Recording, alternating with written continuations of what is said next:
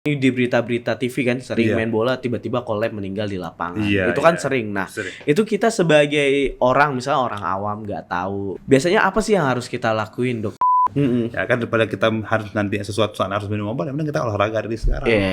Ya kan kebugaran terjaga, kesehatan kita terjaga. Minimal apa sih, Dok, yang olahraga kita lakukan? Yang kita lakukan dengan orang yang tubuh memiliki overweight, katanya bahaya juga tuh kalau misalnya terlalu ekstrim berolahraga, Dok. Itu gimana tuh, Dok?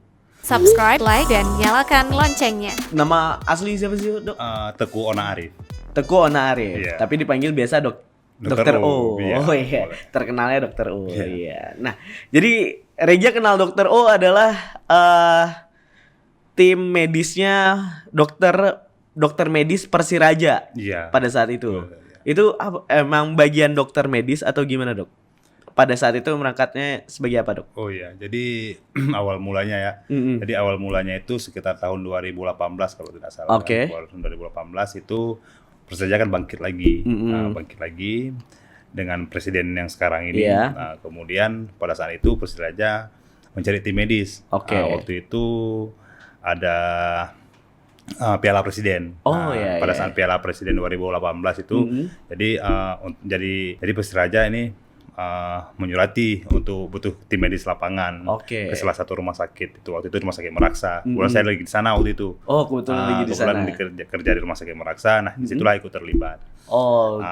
Kemudian setelah 2018 itu mulai ke Liga 2. Nah, jadi kebetulan yang di dalam Persiraja ini juga teman-teman. Jadi berlanjutlah ceritanya. Siap. Berarti dari 2018 dan itu. Nah, ini kan dokter dan juga tim kesehatan di olahraga. Pasti sama nggak sih? Atau sama dengan dokter yang lain atau beda nih fokusnya, Dok?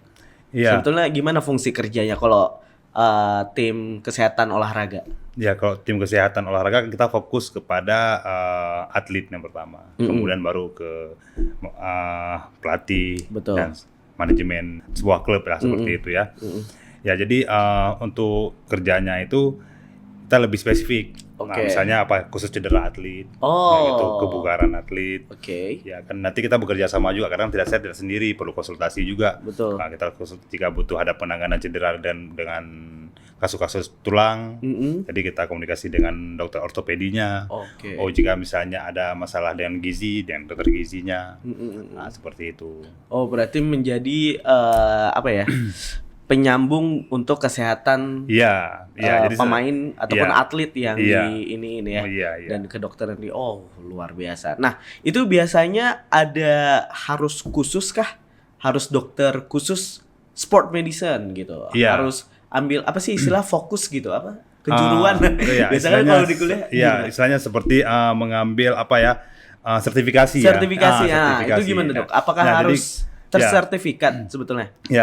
Jadi kalau di Indonesia ini sekarang kan yang sudah eksisnya itu kan ada spesialis kedokteran olahraga.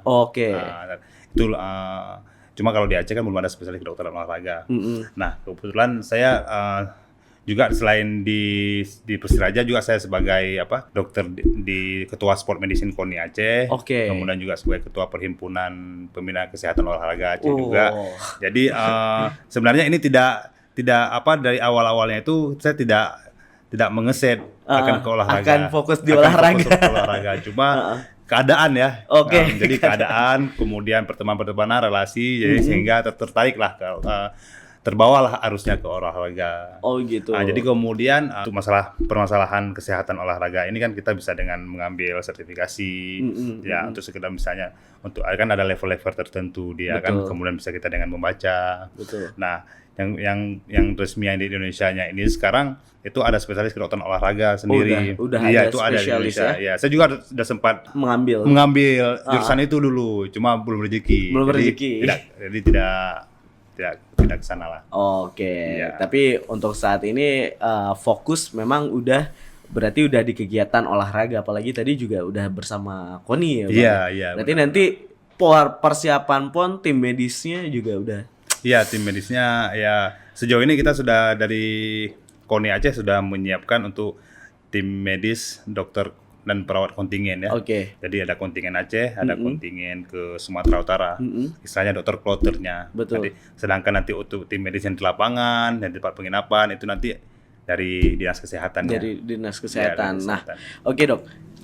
Sebetulnya kalau boleh tahu seberapa penting pengaruh dokter ketika berada di lapangan, Dok? Iya. Jadi kalau kita lihat sekarang ini, tapi semoga ke depan lebih banyak perubahannya ya. Ya, bahwa fungsi tim medis ini, tim medis ya, dokter adalah bahwa kita kesatuan ya. Dalam tim medis itu ada medis, ada paramedis, ada dokter, ada fisioterapis, dan ada perawatnya kan. Jadi banyak bahwa tim medis ini hal yang belakangan. Betul. Iya kan, hal-hal yang belakangan mungkin setelah proses-proses semuanya sudah dirancang untuk sebuah event, nah baru dipikirkan medis. Nah, iya. Kadang-kadang di hari H atau 2 hari sebelum H baru dihubungi, nyari dokter. Sedangkan kita kan tim medis ini kan banyak kegiatan yang lain. Betul. Nah, kadang-kadang begitulah mungkin prioritasnya. Nah, jadi bahwa kalau kita lihat bahwa di saat di lapangan itu sebagian misalnya seperti wasit yang sudah kompeten, pelatih-pelatih yang sudah kompeten, atlet-atlet yang sudah kompeten, mereka itu menunggu medis dulu. Medisnya hadir, ya itu baru mulai. Betul. Jadi apapun nanti kondisi di lapangan sudah teratasi. Apalagi misalnya olahraga, cabang-cabang olahraga yang high impact ya, yang body contact. Jadi itu sangat butuh kehadiran medis di lapangan. Betul. Karena dalam itu kan persoalan kesehatan yang mungkin kan medis gitu. Misalnya ada yang cedera ringan, misalnya terbentur di ankle kaki. Nah, itu yang sebenarnya bisa diistirahatkan dulu atau dikompres dengan es. Itu kan sangat ringan. Ini kalau misalnya tidak ada dengan medis itu malah misalnya ada yang coba-coba untuk langsung memijat, mengurut ke tukang urut dan segala macam. Dan bahkan itu bisa memperlama proses penyembuhan ya. Betul. Padahal dengan tindakan medis itu sangat sederhana. Ya, jadi banyak tindakan medis sederhana itu sangat bermanfaat untuk performan si atlet, pemain, si atlet ke depannya. Betul. Maka butuh decision medis di situ. Iya. Jangan kalau misalnya kita lihat kan, kalau ya kita bilang sepak bola zaman dulu lah ya, Dok ya. Apalagi kalau misalnya kita lihat, wah kalau udah tim medis pasti ya mohon maaf nih tukang urut gitu ya, tukang urut di tim medisnya kadang ya orang biasa betulin patah tulang atau apa ya, makanya ya mungkin itu berarti sebetulnya nggak bisa ya seperti itu ya, Dok ya. Iya, sebenarnya kita butuh ya minimal yang butuh mengerti struktur anatomi tubuh ya kan. Misalnya dia patah, itu bagaimana pas kita lihat bagaimana bentuk kakinya atau bentuk tangannya, apakah ini patah atau tidak. Betul. Misalnya ini ada luka robek, sejauh mana ini harus bisa ditangani dengan jahitan atau bisa dibersihkan lukanya, kan seperti itu. Jadi ada obat-obatan yang misalnya seperti luka-luka robek itu bisa diatasi dengan sebelumnya dikasih antibakteri. Betul. Nah, namun kalau salah penanganan bisa dikasih air yang macam-macam, ya kan. Gitu. Jadi kita harap ke depan bahwa maksudnya untuk event-event olahraga yang lebih baik itu bahwa tenaga medis itu emang sangat penting dan sangat sakral posisinya di sebuah event. Betul, sangat dibutuhkan ya. Riga ingat banget waktu Liga 2 ada yang ya mungkin tim medis telat dan emang penyelenggara pokoknya PP lapangan itu nggak mau mulai sebelum ada tim medis duduk di tempatnya gitu ya. Padahal tim medisnya ternyata lagi di kamar mandi dan mereka nggak mau mulai cuman gara-gara tim medisnya masih di kamar mandi. Harus standby. Pantesan seperti itu. Wah, berarti emang harus kita nih ya mungkin yang seperti ini kita masih kurang teredukasi ya, Dok ya. Makanya kita ajak nih Dokter O nih untuk ngobrol-ngobrol ya. Luar biasa. Nah, untuk sejauh ini gimana, Dok, tentang tim dari sport medis untuk di Aceh sendiri ini, apakah di Aceh udah ada jurusan tim medis sport atau gimana? Iya, kalau untuk jurusan tim medis sport atau untuk jurusan dokter sport itu belum ada di kita. Belum ada. Itu ada di Jakarta UI ya. Nah, itu mereka sudah ada. Dan juga ada beberapa kali dari spesialis kedokteran olahraga yang ke Aceh kemarin yang sudah kenal dengan kita kan. Ya, jadi saya juga sering dalam pekerjaan ini sering mengkonsultasi kepada mereka. Jadi kan mereka bagaimanapun ilmunya lebih sempurna ya. Kalau Dokter O sendiri ini biasanya fokusnya lebih kemana nih untuk penanganan di kesehatannya? Untuk penanganan kesehatannya sendiri ya Yang pertama ya seperti cedera ringan ya. Cedera ringan, ringan sedang. Artinya kalau cedera berat itu berarti harus butuh tindakan sesuatu seperti operasi. Seperti operasi, jika perlu operasi itu harus ke dokter bedahnya ya. Ataupun jika misalnya ada butuh kebugaran, itu ada yang bagian kebugarannya. Kalau saya lebih fokusnya ya kepada misalnya di lapangan itu, di saat di lapangan tindakan awalnya apa yang harus dilakukan. Kemudian jika ada keluhan-keluhan dari luar yang konsultasi ya kita arahkan. Ini gimana? Oh, ini cukup dengan terapi dulu, ini cukup dengan obat dulu, kayak gitu. Oh, cukup dengan istirahat dulu. Ya. Berarti yang menghubungi pihak rumah sakit itulah dokter nanti. Iya, ya nanti kan setiap kegiatan itu kan ada job desk-nya masing-masing. Betul. Ya, siapapun asal bisa memberikan kemudahan ya silahkan. Siapapun bisa kita hubungi ya kan. Gitu ya. Kadang memang misal urgensi kan, misal terjadi apa gitu di lapangan kan. Ini kita nggak tahu nih hubungi siapa, berarti biasanya. Iya, minimal itu waktu sebelum kita lakukan sebelum pertandingan jauh-jauh hari itu kita harus komunikasi dengan rumah sakit terdekat. Itu dengan rumah sakit terdekat. Wah, jadi sampai segitunya berarti dok ya? Sebenarnya harus seperti itu. Jadi apapun yang terjadi nanti rumah sakit yang terdekat tuh harus tahu, oh di sana lagi ada event seperti ini. Nah, saat kita ingin merujuk pasien ke situ, ke sebuah layanan kesehatan, maka sudah nyambung. Oh, ini ada atlet dari sana. Bahkan rumah sakit itu pun kalau misalnya kita serius menyampaikan bahwa ini kita ada event, ada game, kemungkinan nanti kalau misalnya ada keluhan kita akan rujuk kemarin, mereka akan mempersiapkan itu apa-apa aja kebutuhan. Jadi penanganannya cepat. Iya, karena memang ini urusannya dengan nyawa ya dok ya. Iya, dengan nyawa juga, dengan kondisi kebugaran dia juga dan kondisi anggota tubuh dia juga. Karena atlet-atlet ini kan mereka nggak selamanya jadi atlet, nggak selamanya jadi atlet. Yang nanti dia bisa jadi cedera berkepanjangan. Nah dia nanti ke depan atlet ini setelah jadi atlet berkeluarga segala macam. Jadi mereka butuh performa yang baik untuk mencari rezeki dan segala macam. Wah iya kan. Aduh, mendingan udah penting ya. Jadi atlet ini juga harus sering lah konsultasi tentunya dengan dokter ataupun ya kalaupun ada keluhan mungkin selama pertandingan atau apa bisa ya biasa konsultasi gitu ya. Bisa konsultasi. Ya, juga kan kita punya tim juga di PP Kori punya tim. Di KONI juga punya tim, ini bajunya dua sekalian. Ya kan. Ya, nanti kan ada tim kita. Itu kan. PP Kori itu apa dok? Perhimpunan Pembina Kesehatan Olahraga Indonesia. Itu Aceh. Bergerak? Ini ya organisasi yang bergerak sebagai pembina kesehatan olahraganya. Berarti setiap ada kegiatan biasa melibatkan. Iya, melibatkan. Luar biasa. Dokter O sendiri ketuanya. Iya, dia tuh. Luar biasa.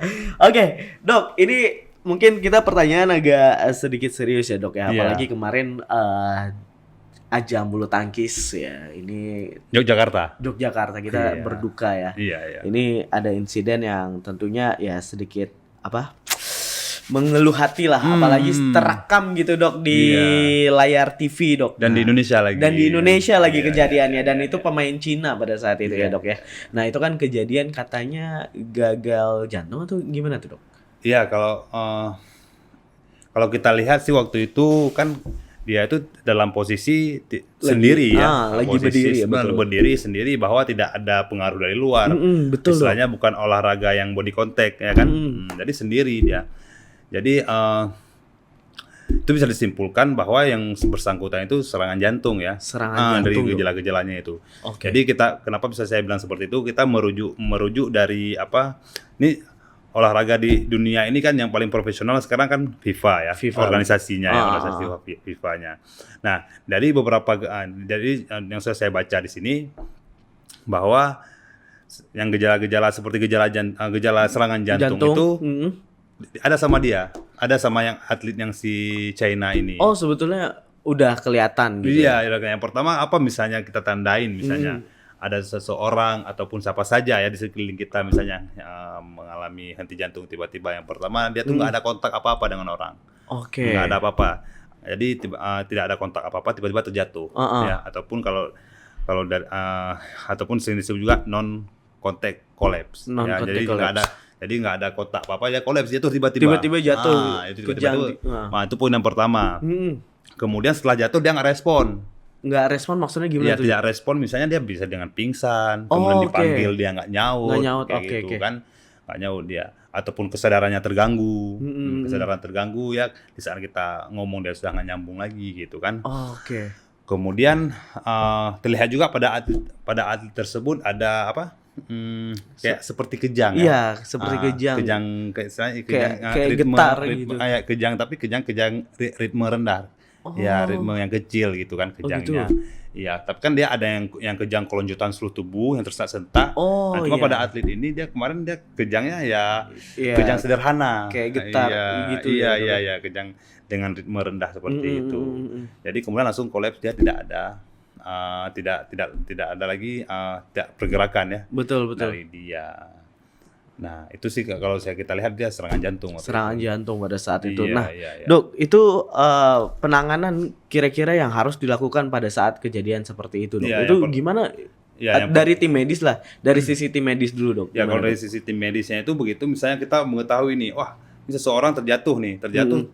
Dia lagi sendiri, jalan sendiri, jatuh. Nah, gitu kan. Ataupun kita misalnya melihat dia tiba-tiba nafasnya sesak misalnya.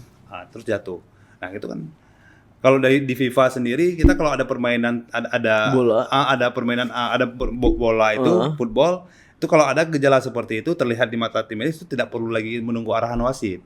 Oh, gitu. Biasanya kalau cedera ringan kita nunggu arahan wasit itu masuk. Tapi kalau misalnya kita curiga dia ini, kita langsung ya. Berarti nggak ada nunggu aba-aba dari wasit, itu emang udah langsung dari jiwa tim medis sendiri. Karena kita tuh bermain dengan waktu ya. Bermain waktu, jadi begitu misalnya ada yang tidak sadar kemudian diperiksa denyut dan di lehernya itu tidak teraba, itu harus segera dilakukan penanganan pertolongan resusitasi jantung paru namanya atau RJP yang dilakukan penekanan pada dinding dada sehingga diharapkan jantungnya itu terpompa dan bisa terisi balik darahnya ke seluruh tubuh.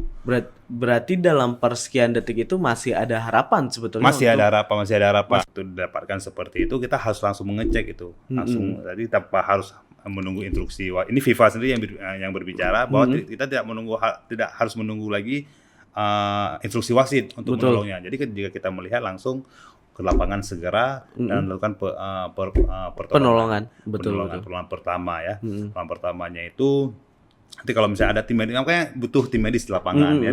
Jadi tim medis di lapangan ini sudah mengerti apa yang harus dilakukan dan apa yang harus diperiksa ya.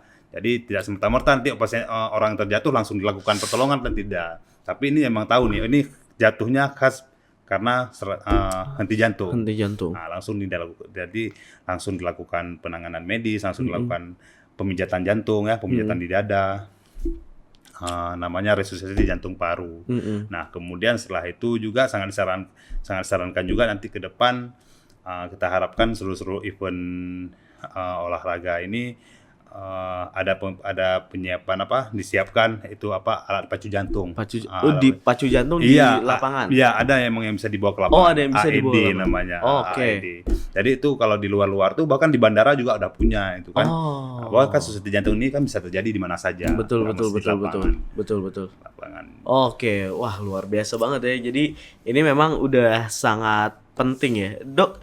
Jadi sebelum misalnya nih ya, sebelum pertandingan ataupun sebelum turnamen, apakah atlet itu tidak diperiksa sehingga ya kita nggak tahu, kayaknya ada riwayat jantung nih atau gimana nih, Dok? Iya.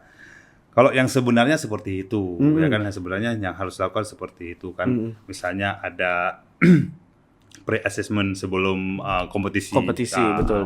Kalau di bola itu ada PCMA itu namanya kan. Pre-competition medical assessment. Jadi itu semua dicek.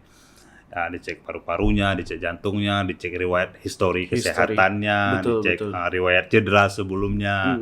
Nah, yang sebenarnya itu yang harus dilakukan untuk menghindari hal-hal seperti ini. Jadi, misalnya bukan dengan pemeriksaan kesehatan ini akan membuat atlet itu terhenti dari olahraganya, dari jiwanya untuk menjadi atlet. Mungkin bisa disarankan nanti dia dengan pemeriksaan ini cocoknya dia olahraganya seperti ini. Bisa beralih. Namun dia tetap masih bisa jadi atlet.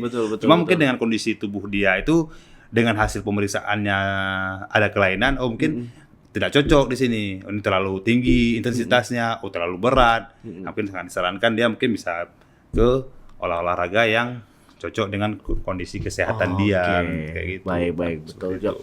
Nah, ini yang jadi pertanyaan sebetulnya kan, emang insiden yang kayak dokter bilang henti jantung ini kan kita nggak bisa menduga ya dok. Iya. Kapanpun dan dimanapun bisa aja terjadi. Nah, ini kan misalnya kita nih yang lagi main-main bola gitu kan, karena sering juga beberapa berita kan ada tuh, misalnya ada seorang bapak-bapak ini di berita-berita TV kan sering main bola tiba-tiba collab meninggal di lapangan. Itu kan sering. Nah, itu kita sebagai orang, misalnya orang awam nggak tahu, kita bukan dokter. Nah, itu biasanya apa sih yang harus kita lakuin dok untuk ya minimal meminimalisir untuk ya terjadi hal itulah dok, kan yang jangan sampai lah. Jadi kalau di luar negeri itu masyarakatnya semuanya mungkin sudah ada di luar negeri itu sudah terbekali dengan dengan ilmu untuk resusitasi jantung paru itu, untuk RJP itu. Nah, jadi kita harapkan ke depan masyarakat kita juga ya mungkin bisa melihat ya, ataupun ada lembaga-lembaga yang buat pelatihan seperti itu dimanapun ya, karena karena itu semua orang memang harus pertolongan dasar, semua orang juga harus mengerti dan bertanggung jawab ya istilahnya. Kalau misalnya ada yang jatuh, apa yang dia harus lakukan yang pertama, bukan dikerumunin ramai-ramai gitu kan. Bukan dikerumunin ramai-ramai terus nggak tahu apa yang harus lakukan, bahkan ada yang nggak membantu sama sekali. Iya, karena kebingungan mungkin. Karena kebingungan juga apa yang harus. Jadi sangat disarankan untuk memiliki pemahaman untuk bisa namanya BHD, bantuan hidup dasar. Jadi ketika ada yang kolaps, ada yang jatuh, nggak sadarkan diri, kemudian kita lihat dinding dada atau dadanya tidak ada pernafasan, atau bisa kita terasa juga dengan pipi kita, dengan hidung dia kita deketan, tidak terasa, kemudian tidak ada nadinya di leher atau nadi karotis. Jadi itu langsung segera untuk dilakukan pijat jantung paru. Pijat jantung paru. Atau mungkin nanti pada sesi berikutnya bisa kita demo di sini sekali. Waduh. Seru tuh sepertinya ya. Bisa kita demo di sini sehingga nanti videonya bisa luas dan orang bisa melihat. Nah, ya padahal itu tindakan sangat sederhana, tapi efeknya sangat luar biasa. Waduh. Sangat luar biasa. Jadi begitu. Jadi setelah kita melihat bahwa ini tanda-tandanya dia henti jantung, ya, kita memanggilkan pertolongan. Nah, ada orang sekitar panggil ambulan, panggil ambulan supaya bisa sembari kita dipanggil ambulan tersebut, atau kita bisa langsung melakukan pijatan RJP, pemijatan jantung paru. Sambil nunggu kemudian datang ambulan baru kita bawa dia ke rumah sakit. Karena itu sangat besar. Karena di bawah dua, karena kalau sempat kita lakukan di bawah 2 menit itu sangat efeknya ke si pasiennya ini sangat besar. Dia bisa memberikan lagi kehidupan. Maksudnya di bawah 2 menit itu gimana? Di bawah 2 menit sebelum kejadian tuh gimana? Jadi begitu ada begitu ada yang kolaps, yang jatuh tersebut ya, jadi sangat dianjurkan bahwa jika kita memberi pertolongan tersebut di bawah 2 menit ya, di bawah 2 menit itu bisa memberikan dampak kehidupan ke dia 98%. Oh gitu, berarti kalau misalnya berarti di bawah 2 menit maksudnya sebelum sampai di 2 menit itu ya? Iya, nah kalau di atas 2 menit, 5 menit bahkan 10 menit itu makin kecil lagi persentase hidupnya. Seperti itu. Istilahnya survival rate-nya itu ya. Betul. Jadi makin kecil lagi, tapi kalau mau di bawah 2 menit itu FIFA juga kasih tahu nih bahwa kalau di bawah 2 menit itu bahwa dia untuk kemungkinan kembali lagi kemungkinan dia kembali terselamatkan 98 sampai 100%. Wih. Ya bayangkan kalau misalnya ada orang terjatuh kita nggak ngapa-ngapain, cuman lihat. Ya, udah lebih 3 menit, 5 menit, 10 menit. Ya udah sama sekali ya. Karena istilahnya di bawah 2 menit itu golden time-nya ya. Betul. Golden time untuk memberikan dia kesempatan hidup ataupun survival rate namanya. Dan itu kita nggak bisa mendeteksi ya. Maksudnya nggak bisa siapapun orang itu bisa aja kejadian henti jantung itu dok ya? Bisa.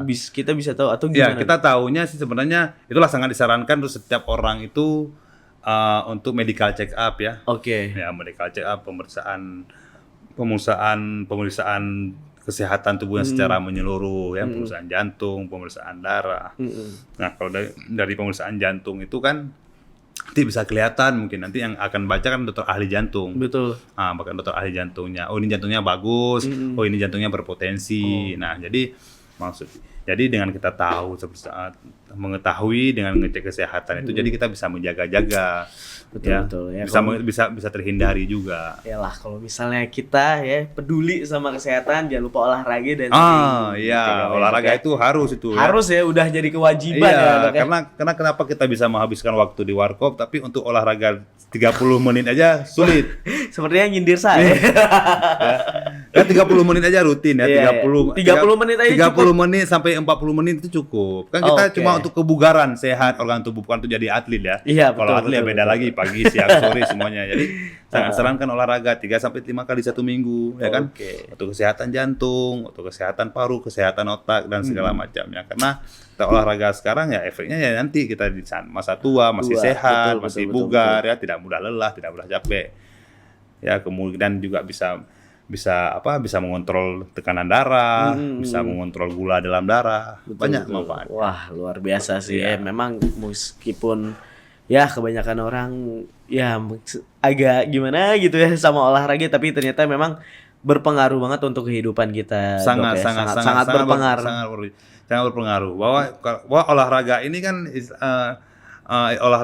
kan maksudnya preventif nih, betul. Ya, pencegahan. Ya kan, daripada kita harus nanti sesuatu saat harus minum obat, yang penting kita olahraga dari sekarang. Ya kan, kebugaran terjaga, kesehatan kita terjaga. Minimal apa sih, Dok, yang olahraga kita lakukan? Yang kita lakukan ya seperti biasa ya, kalau emang misalnya pagi jogging ya boleh. Itu kan yang paling mudah kan. Nah, kita kan punya kaki ini. Kaki sebagai alat transportasi ya. Betul. Ya.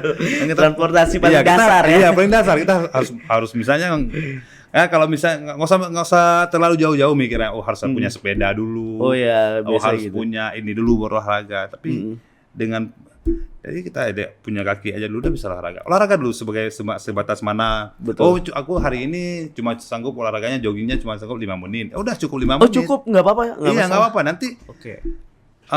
Nanti minggu ini cuma 5 menit. Tapi kalau rutin dilakukan kan nanti lama-lama nambah waktunya. Akan nambah. Ini udah cukup nih, mungkin ke minggu depan udah naik 10 menit, 15 menit. Betul. Nah, dari pelan-pelannya ini nanti akan timbul sendiri dia kecintaan untuk olahraga. Ya, tapi harus dimulai dulu ini. Mungkin kalau mulai agak berat, tapi kalau sudah dimulai, jatuh cinta. Jatuh cinta. Ya. Dok, misal nih ya kita bilang lah, dengan orang yang tubuh memiliki overweight ataupun berat badan yang berlebih gitu ya. Dan dia bermain, kan katanya bahaya juga tuh kalau misalnya terlalu ekstrim berolahraga, Dok. Nah, itu gimana tuh, Dok? Kalau ekstrimnya olahraga. Maksudnya olahraganya wah main bola terlalu sampai over badannya ini. Nah, jadi olahraga itu ada yang bikin sehat, tapi juga ada olahraga yang kita ini yang bikin sakit. Oh gitu. Iya. Kenapa olahraga bikin sakit? Di saat kita sudah nafsuan olahraganya. Gitu kan. Jadi olahraga yang sangat disarankan seperti kita kan intensitas ringan sedang ataupun ringan sedang. Kita mulai dulu secara perlahan-lahan. Ringan ke sedang. Kan tubuh ini kan beradaptasi dulu dia. Beradaptasi. Jangan kita langsung mulai olahraga langsung intensitas tinggi, langsung pengen terbang-terbang. Ya kan? Itu kemudian misalnya olahraga untuk kebugaran ya. Misalnya dalam 1 minggu disarankan 3 sampai 5 kali dengan durasi 30 menit, 45 menit atau 1 jam ya, seperti itu ya. Kemudian kalau misalnya kemudian dengan intensitas ringan sedang sudah cukup ya. Dan kalau misalnya kita terus dari awal langsung naik kurvanya itu kan tubuh kita kan belum beradaptasi. Semuanya kan harus beradaptasi dulu kayak gitu. Betul. Wah, luar biasa sih ilmu banget lah ini buat para nggak cuman atlet tapi masyarakat umum ya, Dok ya. Iya, masyarakat umum istilahnya gini, ada istilah sekarang olahraga masyarakat dan memasyarakatkan olahraga. Betul. Wah, luar biasa nih cerita-cerita kita tentang olahraga tentunya. Sekali lagi mungkin ya inilah pentingnya olahraga dan juga menjaga kesehatan tentunya, karena memang nanti di akhir ya masa-masa senja kita gitu ya. Oke, luar biasa. Dok, mungkin terakhir, Dok, gimana persiapan dari tim PON Aceh tentunya tentang ya mempersiapkan juga nih tim kesehatan ya, ya meminimalisir lah insiden-insiden yang terburuk lah kayak gitu. Gimana Dok? Jadi saya sebagai ketua sport medicine KONI Aceh ya. Jadi kan kalau atlet-atlet itu kan di bawah binaan KONI. Betul. Ya, di bawah KONI aja. Jadi apapun segala mereka ada permasalahan kesehatan pasti mereka ngadu. Saya juga punya tim. Ya, ada 4 dokter, kemudian ada 3 perawat ya. Oke. Kemudian ya kita saling berkonsultasi. Misalnya ada atlet keluhan dan atlet konsultasi dengan kita, kemudian apa yang solusi bisa kita berikan. Kemudian jika misalnya ada sakit-sakit yang kronis nanti bagaimana ini persiapan mereka ke menjelang nih, kan tinggal sisa 2 bulan lagi. 2 bulan lagi. Iya, 2 bulan lagi. Wow, tidak terasa ya Dok ya. Otomatis kesehatan mereka ini sangat utama, nomor satu. Betul. Kalau kesehatan mereka ini terganggu, bahwa nanti fokusnya juga akan terganggu. Jadi sehari-hari juga atlet ini juga berobat, ada keluhan mereka berobat, konsultasi ke klinik KONI. Nah, gitu. Oke, berarti untuk saat ini persiapan udah sangat matang lah tentunya. Kalau PP KORI bersama KONI tentunya udah siap untuk bisa mensukseskan juga PON ke-21 nanti di Aceh ya Dok ya. Insyaallah. Nanti kita juga akan sama-sama nanti kan untuk kesehatannya itu ada kesehatan kontingen dari kita, kemudian ada kesehatan lapangannya. Berarti kesehatan lapangannya ini akan dikoordinasi oleh PB PON sendiri di bawah Dinas Kesehatan. Oh gitu, berarti nanti ada lagi. Ada kan sangat ramai itu butuh tim medis ya. Berarti tim medis emang di lapangan betul-betul saling mengikat berarti Dok ya. Ini dengan tim kesehatan ya tentunya ya. Wah, oke lah. Luar biasa tentunya cerita pada hari ini ya. Semoga aja buat teman-teman jadi pembelajaran, paling penting olahraga ya. Bagaimana ya minimal untuk di awal mungkin kalau dirasa berat 5 menit aja dulu nggak apa-apa ya. Iya, 5 menit. Mampunya 5 menit, mampu 10 menit toh itu kan secara rutin. Secara rutin lama-lama juga. Kalau kita keliling lapangan tuh mungkin minggu ini cuma sanggup 2 kali. Nah, kalau rutin kita lakukan minggu depan sanggup naik 3 kali. Habis itu udah ikut maraton. Oke, terima kasih banyak Dokter O. Siap, terima kasih sehat selalu. Bung Reja. Ya, tentunya sebuah informasi yang sangat berharga bagi para atlet dan juga tentunya bagi para masyarakat yang pentingnya untuk menjaga kesehatan. Baik, terima kasih banyak. Kalau gitu, saya Sultan Sahreza dan tentunya narasumber kita Dokter O. Ya, kita berdua pamit. Assalamualaikum warahmatullahi wabarakatuh. Dadah. Waalaikumsalam. Jika video ini bermanfaat untuk Anda, silakan subscribe, like, dan nyalakan loncengnya.